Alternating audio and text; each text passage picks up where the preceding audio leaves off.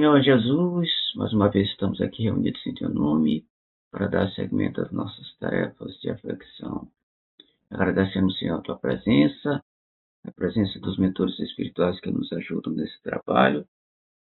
E rogamos, Senhor, que essa Tua paz maravilhosa envolva todos nós aqui presentes e também os companheiros que não puderam chegar à reunião na noite de hoje. Rogamos que a Tua luz e a Tua paz envolvam nossos lares, nossas casas, nossas famílias e todos aqueles que nos são mais caros, Senhor.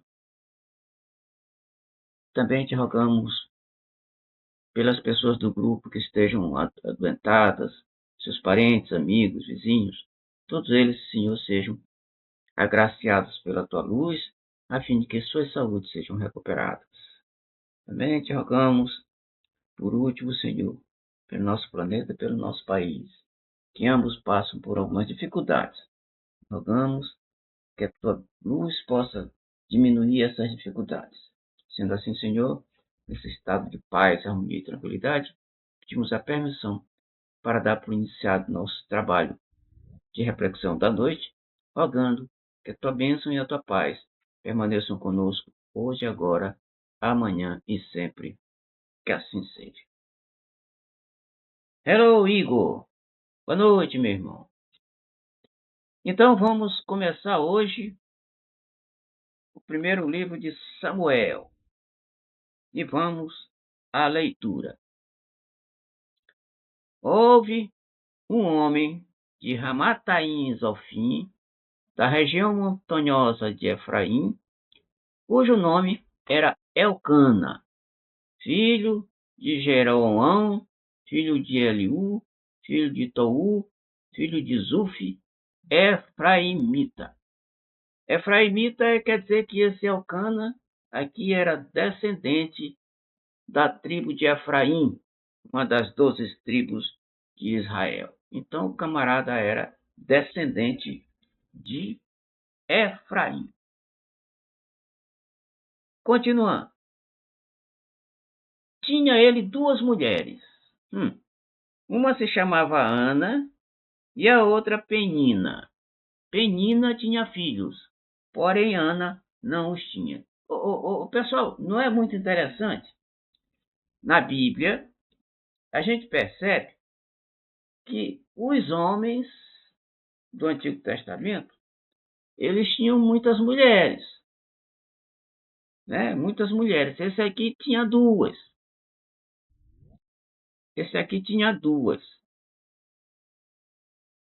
Mas peraí, isso aqui é o que se chama de poligamia. A pergunta é, alguém tem ideia? Val deve ter ideia, porque Val já foi de outra denominação que lia muito isso aqui. A pergunta é, por que antigamente na Bíblia o pessoal tinha várias mulheres, principalmente os grandes, os grandes da Bíblia? Alguém tem ideia? Fala, Val. Não tem ideia?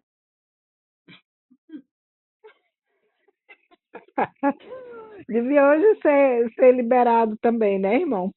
Porque hoje, se tiver mais de uma, é adultério, né? Mas nessa época não era adultério, né? Para aquela região, para aquele país, era absolutamente normal o homem ter mais de uma mulher. Mas, sinceramente, eu creio que tudo isso fazia parte ou da tradição ou da dureza do coração do homem mesmo, porque quando Deus instituiu o casamento, ele deu uma só mulher, né? Então, eu acho que entra aí a tradição dos homens daquela região, né? E a própria dureza do coração, do coração, aquela coisa de querer ter mais, né? Das concubinas, né? Foi Salomão ou foi Davi? Um deles dois. Salomão. Salomão. Eu creio que se ele dormisse com uma por noite, não dava no ano, não dava conta Não dele. dá conta nada, só Não conversa. dá, Não dá conta. não dá. Isso era só para dormir. Imagina fazer o resto das coisas, não dá. Não dá. Mas é o coração do homem que quer colocar o ego em primeiro lugar, dizer eu tenho, né? de Deus que o homem tivesse mais do que uma companheira, né? Até por conta do ciúme, de criar essa divergência, que sempre tem, sempre tem. Eu acredito que uma mulher não aceita passivamente dividir o homem dela com outra, assim, numa boa. Eu acredito que não, né? Não sei. Eu não dividiria. Naquela época, elas dividiam, né? A serva, entregava a serva para o marido e era normal. Quer dizer, era costume. Era o costume. E a Normal. submissão também, a mulher era muito submissa, ela não tinha voz ativa, né? E E, nada. Então ela só servia para gerar filhos. A única função que os homens olhavam nas mulheres era ser boa uma noite. geradora de filhos. Tanto é que se a mulher não gerasse filho, ela era capada, ela não tinha nenhum valor, ela Estava tinha que ter perdida. filhos. É. Perdida. Tava perdida. Muito bem. Então, o Val falou bacana quando disse por causa da dureza do coração dos homens daquela época. E olhe que eles eram homens de Deus. Esses camaradas eram homens de Deus, era bem, né, bem quisto na sociedade, eram reis, se destacavam, etc, etc. Pois é, e a outra, essa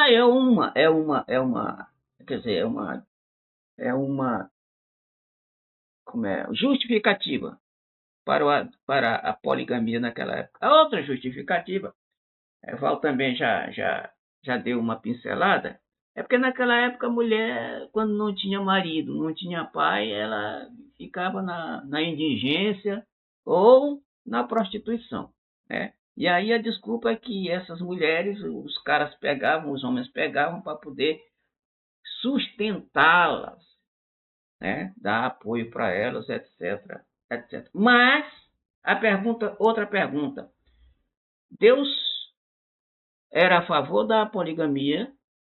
Alguém quer falar mais a respeito disso? A respeito dessa poligamia lá do Antigo Testamento? Marlene, Igor, Leda, o Val já falou. Ninguém mais? Tá. Então, é isso que acontecia naquela época. Então, olha só. E no livro de Mateus, não estou lembrado qual é o capítulo, versículo, etc. Mas diz lá uma coisa que Val falou ainda agora aí. Que ele diz assim, no versículo. Moisés permitiu isso o quê? A poligamia. Moisés permitiu isso por conta da dureza dos vossos corações. Tá? Permitiu, mas o problema era o que significa a dureza dos corações? Significa imperfeição humana. Pronto. E aí tá legal. Mas espera aí. Deus aprovava isso? Quem aprovou aí, segundo Mateus, foi Moisés, né? Por conta da dureza dos vossos corações. Mas Deus aprovava isso? Ó, quando a gente consulta Deuteronômio, eu anotei bem aqui um versículo de Deuteronômio, capítulo 17, versículo 17, que diz o seguinte: guarde-se também o rei. Isso aqui é, que olha só, pessoal. Quando a gente pega várias Bíblias com traduções diferentes, a gente pega o mesmo versículo para uma, está um pouco diferente, está diferente na segunda, está diferente na terceira, está diferente na quarta. Então eu peguei aqui uma tradução que diz o seguinte: guarde-se também o rei de multiplicar suas mulheres, para que não suceda que seu coração se desvie. Se desvie de quem? Se desvie de Deus. Mas olha só, Deuteronômio foi um livro escrito por quem? Por Moisés. Por Moisés. Além disso, Deuteronômio. Então está dizendo aqui que não se deve ter mais de uma mulher. Tá? Bem aqui em Deuteronômio. Isso é, ou seja, Moisés afirmando isso. Uma outra coisa é que quando a gente consulta lá na Gênesis, ou Gênesis, a gente encontra que o Deus fez, depois da criação, né, tudo pronto. Deus fez para cada animal o seu casal, o seu par, né? E para o homem não tinha par. Depois de tudo pronto, não tinha par. O que foi que ele fez? Né? Diz aquela história e disse assim para Adão: Adão, tu está muito sozinho. Vou te arranjar um problema. Vou te arranjar um probleminha. Aí deitou Adão, tirou a costela dele e confeccionou a mulher. Bom, se Deus fosse a favor da poligamia, ele, ao invés de fazer apenas uma mulher para Adão, ele faria 2, 3, 4 ou 5, não é isso? Mas ele fez só uma. Isso é no meu entendimento, pessoal. Isso querendo demonstrar para nós que ele não aceitava a poligamia. Irmão, Diga. ó, a própria natureza, a gente vê os animais com uma só companheira, né? Jó teve também uma só companheira, Enoque teve uma só companheira, e assim muitos outros que foram casados, mas que a gente viu uma só companheira, né? Davi, que foi o homem segundo o coração de Deus, que era assim meio danadinho, né? Bem danadinho ele Meio era. saidinho Mas, ele. Meio mas saidinho. os demais, eu acredito que nunca foi intenção de Deus que o homem tivesse mais do que uma esposa. É claro que não. Pelo menos o que a gente está vendo aqui agora, dos comentários, a gente está percebendo que não, certo? Então, é isso que acontece, meus amigos, minhas amigas. Bom, então deu para entender, perceber que Deus não aprovava essa situação. Apesar de que naquela época tinha isso aí, também tinha as justificativas, né, as justificativas para que isso acontecesse. Então, Elcana, voltando à nossa leitura aqui, Elcana tinha 2 mulheres. Uma se chamava Ana e a outra Penina. Penina tinha filhos, porém Ana não os tinha. Começa por aí engraçado, né? Que algumas vezes as mulheres desses camaradas tinham umas que tinham filho e outros não tinham filho. Tá, tá. Outra coisa interessante com relação a essa poligamia é que isso dá muita confusão. Dá muita confusão. Exemplo de Jacó. Para aqui, exemplo de Jacó. A gente voltar àquilo que a gente estava comentando agora. Exemplo de Jacó. Jacó tinha 2 mulheres, Lia e Raquel. Não é isso, Val? Lia e Raquel. Isso mesmo. Mas ele amava Raquel. Raquel tinha secretária e Lia também. As duas deram as suas servas Meu irmão, o marido. Diga. Jacó, pelo amor de Raquel, ele teve que trabalhar duramente, porque Dobrado, isso. o dobrado para ele casar com ela, e quando ele casou, já descobriu, teve que casar primeiro com a irmã, para depois casar com ela, e para infelicidade, ela era estéril. Estéril. Ainda tem mais esse problema. Ainda tem mais esse problema. Tá, então, por conta disso, ele teve com vários filhos com várias mulheres. Não é isso? É. E aí ele começou, por gostar mais de uma, ele gostou, logicamente, dos filhos desta que ele amava mais. Não é isso? Raquel. Resultado, os outros irmãos tinham ciúme do envolvimento de Raquel, de Benjamim e José. Benjamim e José. E isso deu uma confusão, porque José foi vendido e tal, aquela história que a gente conhece, que a gente já passou por essa fase lá, aqui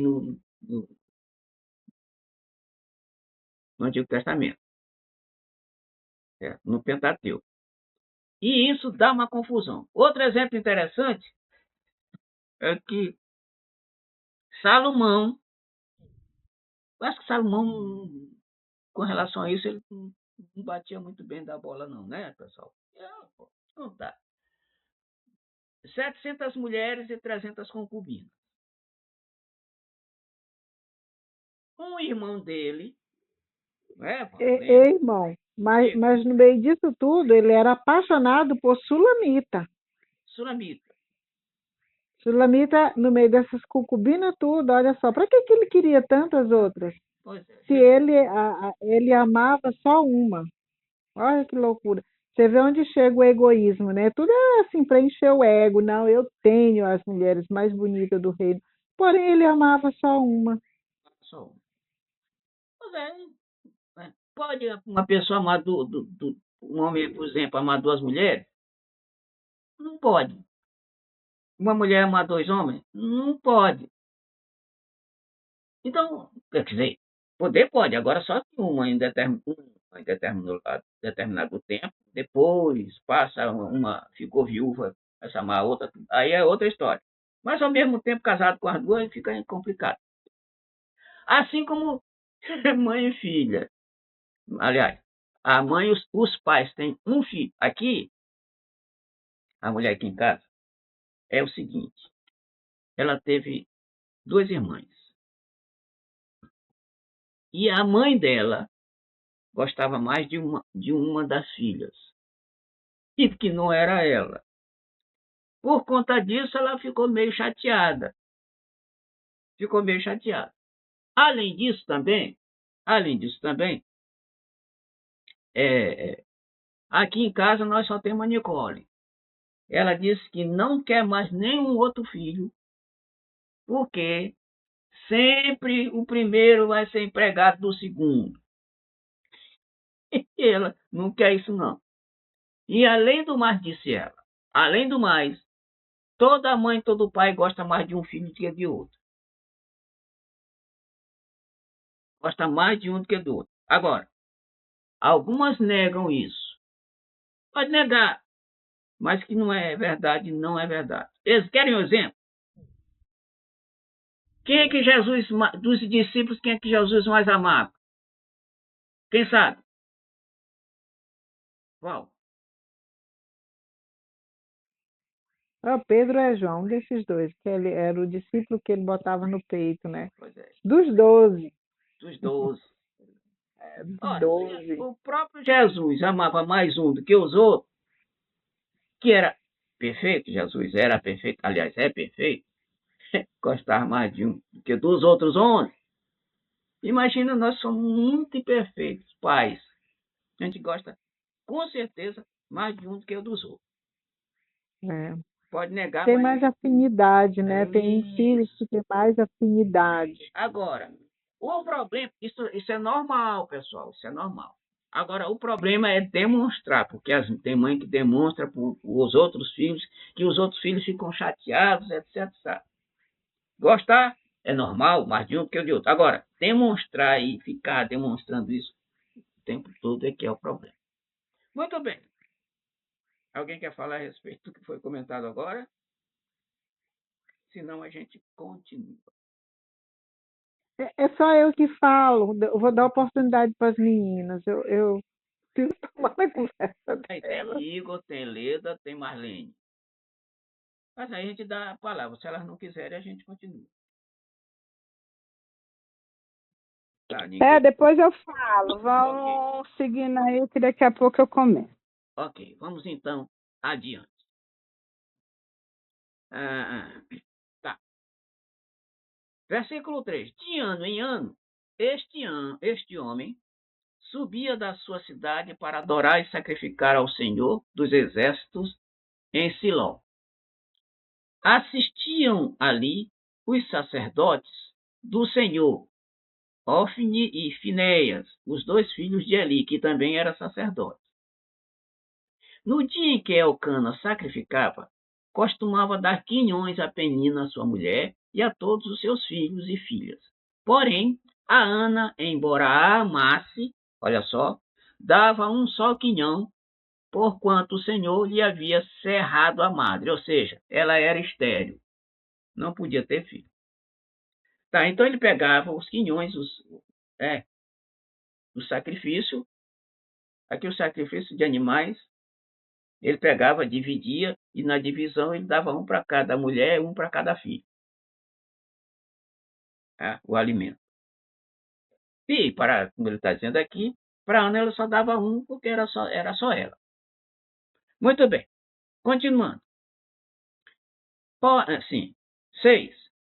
Ora, a rival muito a provocava para irritá-la, porque o Senhor lhe havia cerrado a mata. Então, a outra, a Penina, né, sempre procurava um jeitinho de tentar irritar a Ana, porque ela não tinha filho. É como se dissesse assim: viu aí? Eu tenho filhos e tu não tem. Entendeu? É mais ou menos isso aí. Mas ficava provocando muito por conta disto aí. 7. E assim sucedia de ano em ano, que ao subirem à casa do Senhor, Penina provocava Ana, pelo que esta chorava e não comia. Então, por conta da chateação, Ana, né, por causa da provocação, Ana ficava chateada, chorava e não queria comer por conta disso. Então Elcana, seu marido, lhe perguntou: Ana, por que choras? E por que não comes? E por que está triste o teu coração? Não te sou eu melhor do que 10 filhos? Aqui é o seguinte, aqui percebe-se, logicamente pelo texto, de que Penina provocava a Ana sem, sem que, sem que, sem que, sem que, sem que o marido observasse. Era escondido do marido que Penina provocava a Ana. Então vamos continuar. Então Ana se levantou, depois que comeram, e beberam em Siló. E ali, sacerdote, estava sentado numa cadeira, junto a um pilar do templo do Senhor. Estava encostado, né? Sentado junto a uma coluna do templo. Ela, pois, com amargura de alma, orou ao Senhor e orou muito. E fez um voto dizendo: Ó Senhor dos exércitos, se deveras atentares para a aflição da tua serva, e de mim te lembrares, e da tua serva não te esqueceres, mas lhe deres um filho varão, ao Senhor o darei por todos os dias da sua vida, e pela sua cabeça não passará navalha. Bom, vamos parar aqui para a gente comentar algumas coisinhas aqui desse versículo. Ela disse assim: Senhor dos exércitos. Isso aqui lembra em vocês alguma coisa? Deve lembrar. O que quer dizer esse Senhor dos exércitos? Era o Senhor que comandava o exército de Israel. O exército de Israel era grande e esse Deus aqui, ele comandava esse exército. Por isso, nas preces, eles diziam: Ó Senhor dos exércitos. Esse é um ponto que está aqui. Outra coisa interessante é que ela, orando a Deus para que lhe desse um filho, e que se ele desse esse filho para ela, ela oferecia esse filho o tempo todo para Deus. Outra coisa interessante, meus amigos, é que, lógico, né?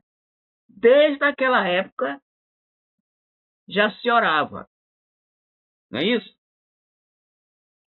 Tá, então continuando. desde aquela época, repetindo, já se orava a Deus. Então é costume do povo de Deus, o povo de Israel, orar para Deus. Mas esse povo de Israel, nós estamos incluídos nesse povo. Tanto estamos incluídos que nós oramos diariamente para este Deus. Não este Deus dos exércitos, né? Esse Deus dos exércitos parece ser diferente do Deus que a gente ora. Mas, desde aquela época, já se orava. Já se orava. E se naquela época já se orava, imagine que nós devemos orar também essa época e muito mais. Até porque, na nossa época que nós estamos vivendo, pleno século XXI, nós com certeza temos mais conforto do que aquele pessoal daquela época. Não é verdade? Exemplo, nós estamos aqui tranquilamente, cada um em nossa casa, né? Cada um numa poltrona, uns podem estar até deitados numa rede, etc, etc. Eu aqui na minha biblioteca, diante do nosso aparelho, fazendo o trabalho. Conforto da tecnologia.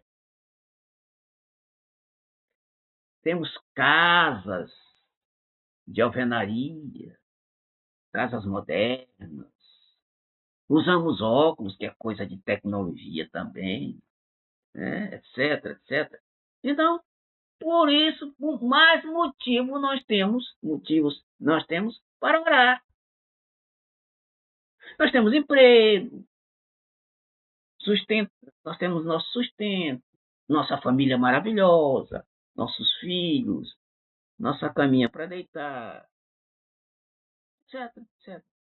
Então, a gente sabe que muitas coisas nós temos para agradecer a Deus do que não. Então, Irmão, diga. E sem falar no alimento, né? Que naquela época era muito difícil o alimento, né? A pessoa tinha que levantar de manhã e ainda ir atrás do alimento para almoçar ou para tomar o café. Muitas vezes nem tomava café porque ainda ia se caçar, né? Fazer roça. Hoje não, a gente vai no supermercado, bem aqui pertinho, parcela em quantas vezes quer, come o que quer, come até mais do que deveria comer pela facilidade que a gente tem de comer. Então, é motivo de muita agradecimento, né? A gente vive numa época muito boa, muito boa. Por isso que eu estou dizendo que a gente tem mais motivos ainda para agradecer. Não é verdade? Muito mais motivos. Muito bem. Outra coisa interessante é que ela orou para Deus pedir um filho varão. Por que ela não pediu uma filha varoa? Por que será, pessoal? Vocês têm ideia? Tem. Porque naquela época as mulheres eram discriminadas, como ainda hoje são, mas naquela época era muito mais do que hoje. Então, ela sempre pedia um filho varão, até porque eles sempre eram os herdeiros legítimos. Os herdeiros legítimos, né? Se ele tinha só uma filha e não tinha um filho, ele não tinha herdeiro. Então, teria que ter um filho varão, um filho homem, para poder herdar as coisas da família. Outra coisa interessante é que ela diz aqui que pela cabeça dele não ia passar navalha. Ou seja, ele não ia cortar o cabelo. Isso aqui lembra outra coisa de vocês também, que a gente já passou por lá? Sansão.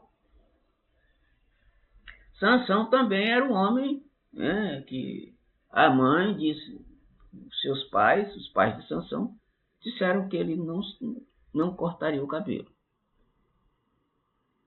Não é interessante isso aqui? Muito interessante. Muito bem, alguém quer comentar alguma coisa agora? Depois do que foi dito? Senão a gente continua. Muito bem. Se ninguém quer falar nada, então vamos adiante. 12. Continuando ela a orar perante o Senhor, Eli observou a sua boca. Eli, repito, um dos sacerdotes que estavam por ali. Porquanto Ana falava no seu coração, só se moviam seus lábios e não se ouvia a sua voz, pelo que Eli a teve por embriagada. Opa, olha só que coisa interessante aqui, ó. Ana falava no seu coração e ela movia os lábios, mas não falava. Então significa que lá era acostumado, no momento das orações, a pessoa falar em voz alta, ou que alguém estivesse em volta e pudesse escutar. Mas ele achou estranho, que era sacerdote, ele achou estranho, só deve estar embriagada. Achou estranho porque não era comum isso acontecer, lógico. Então a gente deduz daí que quando se orava, não se orava baixinho, nem no coração, como diz aqui o texto, mas em voz alta. E lhe disse, olha, o sacerdote ali disse para ela, até quando estarás tu embriagada? Aparta de ti o teu vinho. Olha que coisa mais estranha e esquisita. O camarada achou que ela estava embriagada porque mexia os lábios e não saía nada. 15. Ana respondeu, não, senhor meu, eu sou uma mulher atribulada de espírito. Não bebi vinho nem bebida forte, porém derramei a minha alma perante o Senhor. Coisa mais linda. Ela disse que a humildade dela, né? Ela poderia ter ficado chateada da forma como ele falou e, no entanto, ela estava naquela áurea, naquele momento, naquele êxtase de se derramar o coração diante de Deus, que ela não levou ao pé da letra a forma como ele falou, mas ela também compartilhou com ele como que ela queria tanto, ela estava derramando a alma dela, o coração dela diante de Deus. Muito bonito. Quem dera que a gente orasse assim, né? Que lindo. Esse aqui, pessoal, é um exemplo de como a gente deve orar. Derramar diante de Deus, eu estou até arrepiado aqui. Derramar diante de Deus o nosso espírito diante de Deus. Pô. Isso significa, como o Val acabou de falar, significa a nossa humildade, como se a gente estivesse se curvando diante do Pai maior, o Deus dos exércitos. Muito lindo isso aqui, esse pedacinho. 16. Aí ela continua, né? Não tenhas, pois, a tua serva por filha de Belial. Essa aqui, ela continua falando com o sacerdote ali. Ela está dizendo para que ele não tenha ela como uma pessoa de má vida, uma pessoa desviada do caminho. Belial é uma pessoa desviada do caminho, sabe? Porque da multidão dos meus cuidados e do meu desgosto tenho falado até agora. Então lhe respondeu Eli. Aí foi que ele entendeu. Vai-te em paz, e o Deus de Israel te conceda a petição que fizeste. Pronto. Que lindo, né, pessoal? Pessoal, eu vou fazer um parênteses aqui. O livro, a Bíblia, é um livro muito interessante. Muito interessante. E muitas passagens, às vezes, nos emocionam. Muitas passagens nos emocionam. Porque a letra, o que está escrito aí, toca nossas almas. É porque nós estamos receptivos para a palavra.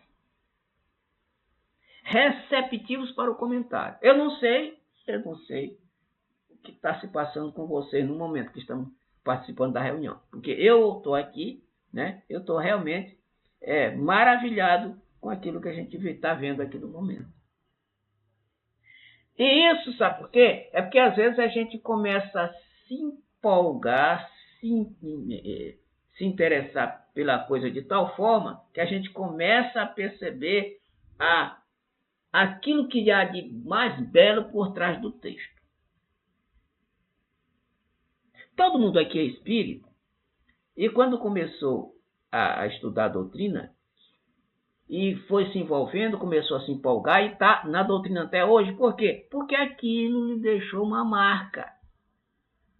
Aquilo lhe envolveu de tal forma que você se curvou diante da doutrina, que é uma doutrina divina, é uma doutrina de Deus. Então, tudo aquilo que a gente se curva com amor, a gente acaba retirando daquilo que a gente está fazendo o alicerce para as nossas vidas. A força, o alimento. Quando eu falei em alimento, eu me lembrei de Jesus. O que Jesus dizia? A minha comida, olha só, a minha comida é fazer a vontade daquele que me enviou. E isso aqui é alimento. A doutrina espírita para nós é alimento. Jesus é alimento para nós. Então, alimento. Isso quando a gente pega o fio da meada daquilo que a gente está fazendo. Meus amigos, isto é realmente uma maravilha. Continuando então, algum comentário? Só essa questão da oração em voz alta, que eu sempre falo que eu tenho muita dificuldade na Bíblia. Isso, né, todo mundo sabe. Então, eu estava muito angustiada, e aí eu estou aqui absorvendo os comentários e o estudo, e estou mais calma agora, graças a Deus, né? E uma coisa que eu estava percebendo na questão da oração, não sei se tem muito a ver, que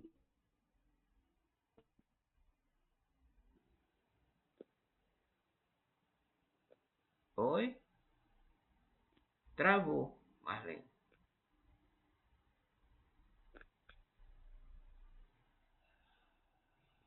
Realmente, também não estou ouvindo, não.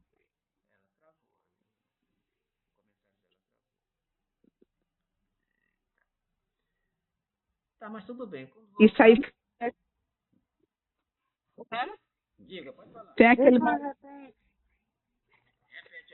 momento só nosso.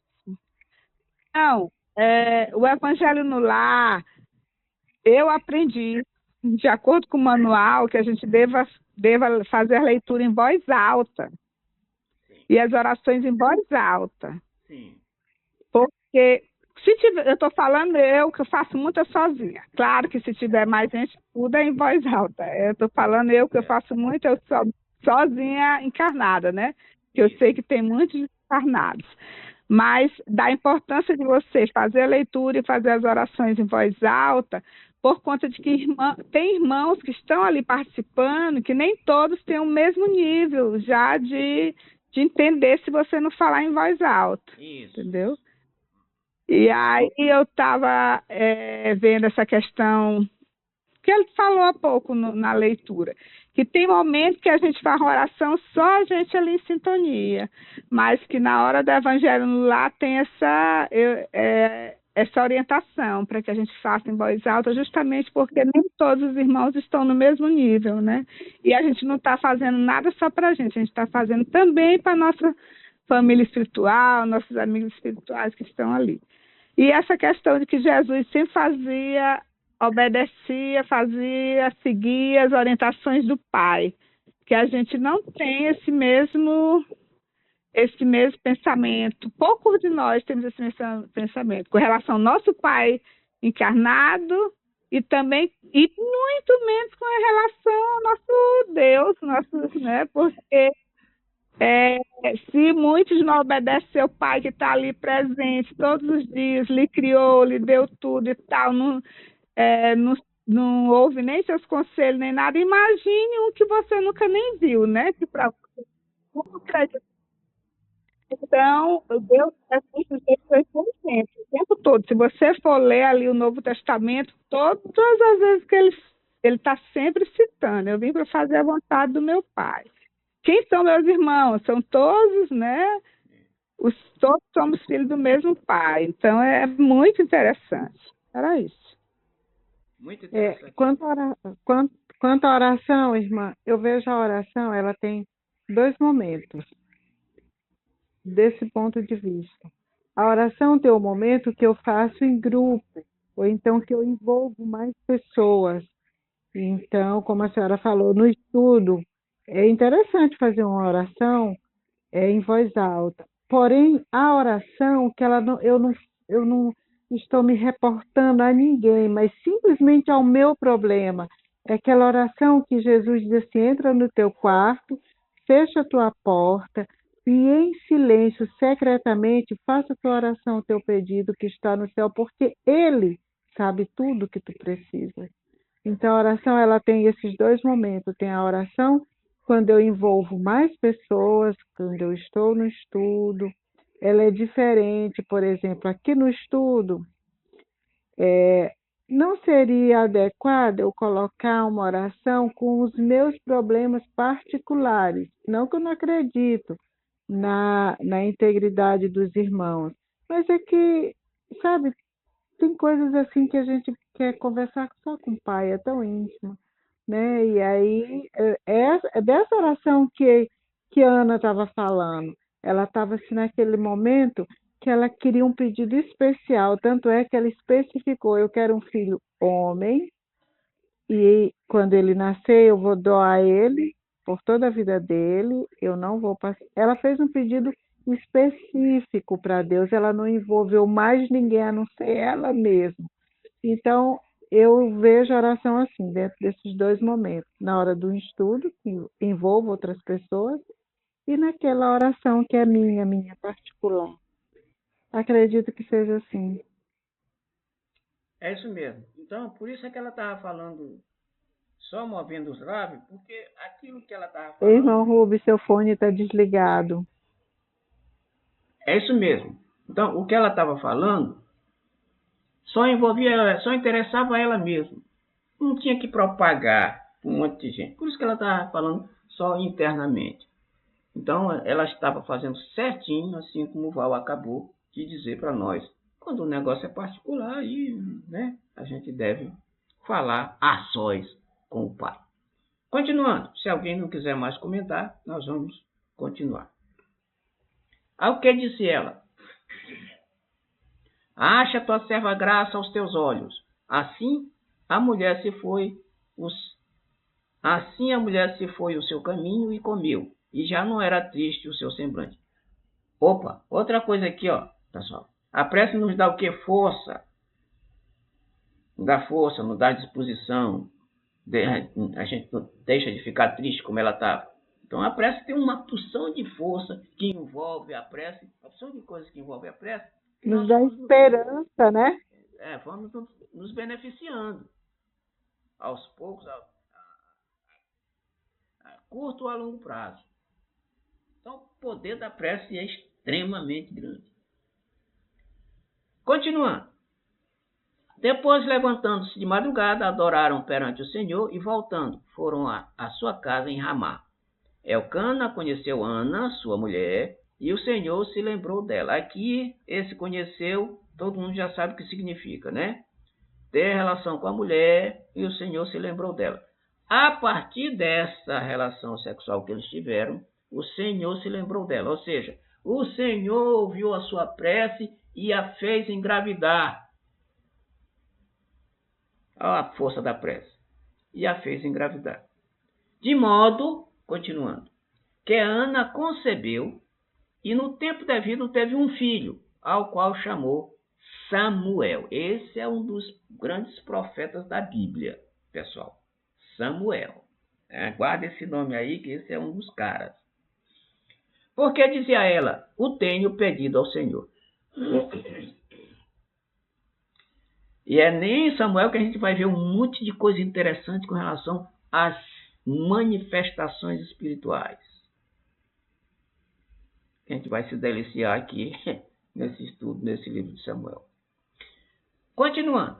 Subiu, pois, aquele homem, Elcana, com toda a sua casa, para oferecer ao Senhor o sacrifício anual e cumprir o seu voto. Ana, porém, não subiu, pois disse a seu marido: Quando o menino for desmamado, então o levarei, para que apareça perante o Senhor e lá fique para sempre. Pronto. Então Ana, né, não estava em momento muito propício para levar o menino, né? O menino precisava de assistência mais direta da mãe, e ela disse aqui que quando ele tivesse desmamado, ou seja, não estivesse mais mamando, estivesse já grandinho, ela levaria até o altar e o entregaria ao Senhor dos Exércitos. Irmão, eu imagino o que Ana passou nesse momento assim na cabeça dela. Ela queria aproveitar todos os minutos com aquele filho querido, né? Era filho único e ela sabia que ela teria que devolver ele. Então ela queria curtir esse menino, sabe? Nossa, eu vejo assim uma demonstração de amor muito grande nessa mulher. Não é fácil. Ela entregou ele ainda criança, acho que ele tinha 7 anos, 6 anos, 7 anos, quando ela entregou ele. E aí só ia lá ver ele de ano em ano. E nem poderia ter aquelas mesmas intimidades de mãe e filho, porque a partir desse momento ele pertencia ao templo. Isso, pertencia a Deus. Ao Deus. Muito bem. Então, continuando. E Elcana, seu marido, lhe disse: faze o que bem te parecer, fica até que o desmames. Tão somente confirme o Senhor a sua palavra. Assim ficou a mulher e amamentou seu filho até que desmamou. Bom, então, quando o marido diz, faça o que você achar que deve ser feito, é porque ele confiava na mulher que tinha. Isso quer dizer também que todo homem deve confiar na mulher que tem. Lógico, senão não teria casado com ela. E outra coisa importante de Eucana é que ele agiu totalmente fora da caixa dos homens daquela época. Ele respeitou, né? Ele respeitou o voto da mulher dele, ele não obrigou e ele provou ali com palavras que ela era muito importante para ele. Tanto é que ela disse assim: faça o que você cumpre, né? O que você prometeu no seu tempo. E ele respeitou a vontade dela. E claro, ele também amava esse menino demais, porque era o fruto de um amor. Muito, muito bonita essa história desse casal. Até porque ele das duas mulheres, ele amava era a Ana. Era essa aqui que ele amava. Então, a felicidade dos dois. Agora, como não deve ter ficado agora a Penina depois de ver que o marido dela teve o filho com a outra e ela não poderia mais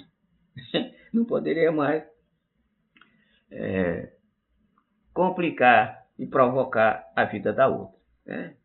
Pronto. Isso é muito interessante. Continuando, alguém quer comentar mais alguma coisa com relação ao que foi lido aqui, ou dito, falado? Tá, então vamos continuar.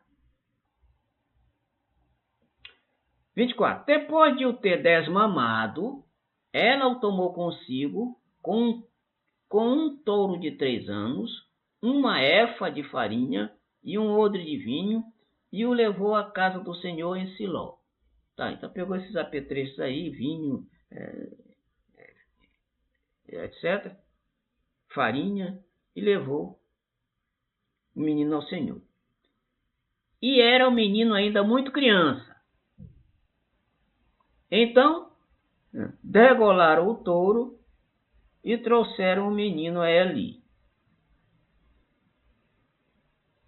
E disse ela: ah, meu senhor, tão certamente como vive a tua alma, meu senhor, eu sou aquela mulher que aqui esteve contigo orando ao Senhor.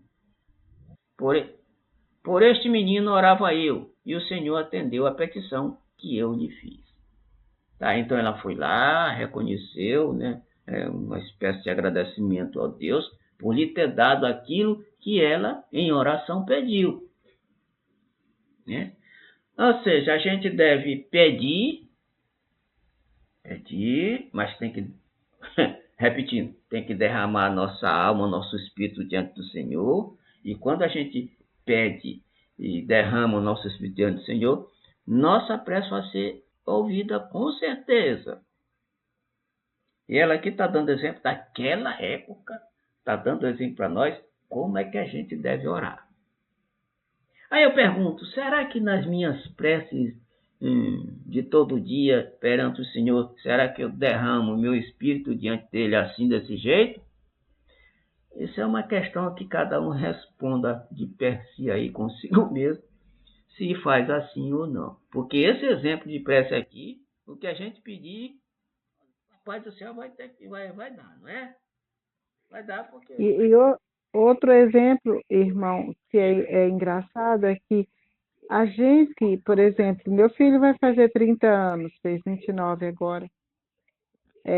Eu não sei se eu teria essa coragem de entregar. Eu choro de saudade do meu que Papai do Céu recolheu com 24 anos. E ela entregou o dela com pouco tempo, né? E ela pediu um filho que veio e ficou, 6 anos com ela. Mas ela queria tanto aquele filho para tirar ela da vergonha, e ela cumpriu, ela entregou, ela entendeu que aquele filho não era dela. Foi o presente que Deus deu para ela cuidar, mas que ela deveria entregar. E ela entregou este filho com coração, né? Saiu dali com o coração ferido, mas ela cumpriu e entendeu que aquele filho não era dela, era do Senhor. Muito bonito. O problema também, Val, que a gente pensa que os filhos são nossos. Tão nossos que mesmo quando eles casam, né, a gente tem aquela síndrome do ninho vazio, que a mãe entra em depressão. A gente não entende. Porque acha que os filhos são nossos. É muito bonita essa atitude de Ana. Ela nos dá muita lição, muitas lições. Vossos filhos, tem um livro que diz aí, vossos filhos não são vossos filhos, eles vêm através de vós e não por vós. Então, ele está apenas nos emprestando para que a gente cuide até quando ele quiser pedir de volta, até a evolução. A Ana já deu desde o comecinho, desmamada ela já deu para ele, porque ela sabia que não era dela, era apenas, né? Deus, ó, eu vou te dar aqui para você cuidar determinado tempo, depois você me devolve. E nós aqui, seres humanos do pleno século XXI, a gente acha que é nosso e que se Deus quiser levar, a gente xinga, né? A gente briga, a gente diz por quê, né? Levou meu filho, etc, etc, etc. É que nós somos apegados. Apegados em extremos. Continuando então, se ninguém quiser comentar mais alguma coisa, lógico. Tá, então vamos adiante. Por este menino orava eu, e o Senhor atendeu a petição que eu lhe fiz. Por isso eu também o entreguei ao Senhor, por todos os dias que viver, ao Senhor está entregue. E adoraram ali ao Senhor. Bom, esse povo ali era realmente, era extremamente dedicado à divindade. Esse casal aqui, essa família aqui, vou te contar, né? Olha o exemplo dessa família de como a gente faz diante de Deus, diante do Senhor.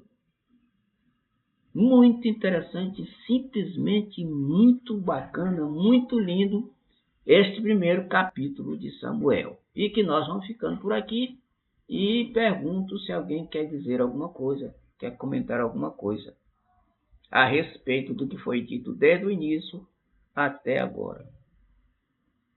Alguém se habilita para falar alguma coisa? Essa história de Samuel é muito bonita. Eu assisti em uma novela que a Record faz, a história de Raquel, que ela casou, mas o pai pegou na noite de núpcia e botou a irmã. Isso. para dormir com o marido de Raquel. E aí ela engravidou. Só que Raquel não podia ter filho. Como eles dois, cada uma tinha uma criada, a ideia de Raquel era que a criada da outra dormisse com ele para engravidar. E o filho seria de Raquel. A novela é interessante. Tem algumas coisas que me chamam a atenção que passou. Eu assisti alguns capítulos relacionados a isso. É muito interessante. Agora eu queria saber se isso que você tem é em PDF, se você poderia me mandar, porque eu tentei procurar a Bíblia e não consegui. Talvez eu não soube procurar, entendeu? Sei.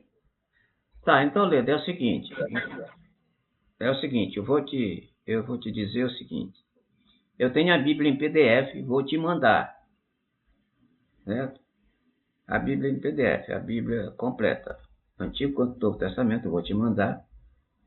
E aí, se quiser ir acompanhando fora do estudo do grupo, quiser olhar, porque olha só, pessoal, a leitura da Bíblia é extremamente interessante. Extremamente interessante. O problema é que a Bíblia dá muita confusão. Por que dá confusão? Porque tem muita gente que quer interpretar à sua maneira algumas vezes. Tem um livro aqui que é também PDF, o pessoal, se alguém quiser depois pode me dizer, eu mando, chamado A Bíblia à Moda da Casa. É o camarada explicando que todo mundo quer interpretar a Bíblia à sua maneira, quer dizer, a sua moda, a sua forma de pensar. E ele é um livro muito interessante. E a Bíblia é muito interessante. O problema é que muita gente quer, algumas vezes, por conveniência, interpretar a sua maneira para poder daí tirar algum proveito. Este é o grande problema da Bíblia. E aí, baseado na Bíblia, ele pode dizer, não, eu estou baseado na Bíblia, ninguém pode dizer que está errado, que o meu pensamento está errado, etc, etc. Mas o problema é que, algumas vezes, o mesmo versículo tem várias interpretações. Agora, tem várias interpretações, mas tem uma que é a verdadeira. Tem uma que é verdadeira. Se uma religião interpreta um versículo da Bíblia de um jeito, uma outra interpreta de outro jeito, uma outra interpreta de outro jeito, outra interpreta de outro jeito, são várias interpretações diferentes. Mas tem uma dessas interpretações que é a verdadeira, ou pelo menos chega mais próximo da verdade. Agora, a mais verdadeira é aquela em que o interpretador ou a religião que interpreta não interpreta de forma que seja uma interpretação à moda da casa. A sua cabeça, interpretação da sua cabeça. Porque aí a coisa muda de figura, porque o interpretador está querendo, né, tirar algum proveito daquilo. E tirando algum proveito daquilo, destoa tudo daquilo que está realmente direcionado para a interpretação verdadeira. Então, por isso é que a gente tem que ter cuidado. Beleza, pessoal? Então, muito bem. Se ninguém quer mais dizer nada, muito boa teu comentário, Leda, com relação a isso. Realmente é muito interessante. E quando eles fazem, em termos de novela, de filme, fica muito mais legal, porque a gente vê as imagens, vê as cenas, etc, etc. É muito mais bacana. Muito bem, vamos ficar por aqui. E na próxima a gente continua a partir de Samuel, capítulo 2. E eu pediria para que alguém fizesse a prece de encerramento. Quem se habilita? Eu vou fazer, mas antes eu quero fazer um pedido. Tem uma colega que é do Centro Espírita Lar de Jesus, ela não tem ido esses dias, não é? A Cíntia, com a sua família. Ela foi atingida na estrada da Marioba, ela perdeu tudo. O apartamento dela foi um dos apartamentos que foi alagado. E aí, esses dias tenho falado com ela e perguntando o que ela estava precisando, e aí ela está precisando de ajuda financeira, e aí de oração. E aí vamos pensar nela, ela e mais duas filhas e o marido, né? Elas tiveram que alugar uma kitnet, perderam tudo, então. E aí vamos sintonizar, vibrar por elas e depois a gente vê como a gente ajuda de outra forma. Ok. É esse meu pedido e pela dona Lulu. Beleza, vamos pedir Tá bom. pelas duas. Vamos fechar os nossos olhos, continuar em sintonia com o nosso Divino Mestre Jesus, agradecer por essa oportunidade de estarmos aqui adquirindo conhecimento, refletindo, e que esse conhecimento a gente possa semear por onde quer que a gente vá, nossa família, os amigos. Queremos também pedir pelos irmãos que estão sofrendo por conta das guerras, das violências e de tudo de ruim que tem acontecido. Que o Senhor envie luz e misericórdia para todos. Pedir pelos irmãos que participam desse estudo, pelos mentores de cada um, pelos nossos familiares, pelos irmãos que estão doentes, muitos agonizando nos presídios, nas ruas, nas suas casas. Que seja enviado luz, consolo e conforto para todos. Pedir a paz no lar, nos nossos lares, em todos os lares do planeta, a paz no nosso país, no nosso planeta. Pedir que Deus cuide de cada um de nós, porque nós estamos enfrentando muitas dificuldades, principalmente por conta de tantas situações aí, dessas guerras e tantas outras situações. Que possamos retornar para os nossos trabalhos, mas sempre na certeza de que Deus nunca nos abandona. Que possamos pedir também pelas irmãs citadas e por todos os irmãos que estão precisando de ajuda espiritual, financeira, material. Que tenhamos um bom final de semana. Que assim seja. Boa noite, Val. Boa noite, Leda. Boa noite, Marlene. Boa noite, Igor. E todas. Boa noite a todos. Até a próxima. Bom final de semana para todos. Tchau, tchau. Val vai amanhã. Beleza, então a gente se vê. Tchau, tchau. Boa noite para vocês. Tchau.